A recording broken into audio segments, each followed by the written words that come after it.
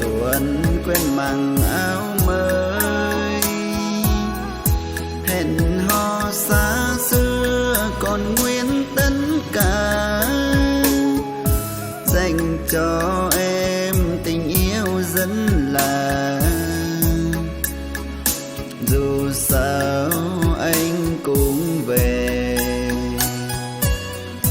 mộng xuân đã chín đỏ, bàn tay nâng niu hoa cúc, bàn tay hiu hắt dọn lễ đời.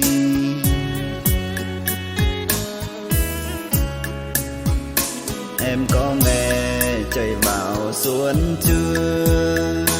Bên sông từng giọt nắng hạ trận lửa tưa, và mùa xuân đó có em thì xuân rất đẹp. Anh không biết xuân về lúc nào, lời tình đong đưa theo gió, mình thương nhau mấy tuổi xuân rồi.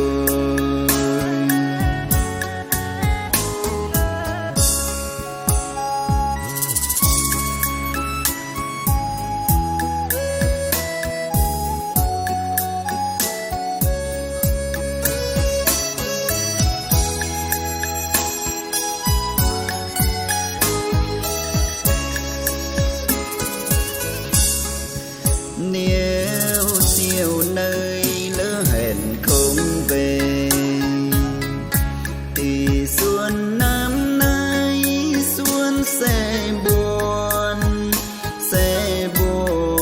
hơn mấy cội mai già, và mùa xuân quên mặc áo mới, hẹn hò xa xưa còn nguyên tất cả, dành cho em tình yêu rất là. Dù sao anh cũng về, mộng xuân đã chín đỏ, bàn tay nâng niu hoa cúc, bàn tay hiu hắt dọn lễ đời.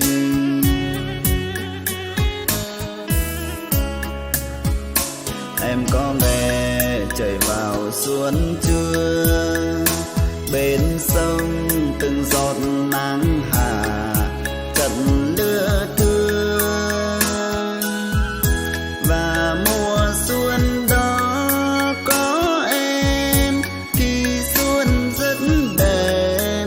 Anh không biết xuân về lúc nào, lời tình đong đưa theo gió, mình thương nhau mấy tuổi xuân rồi.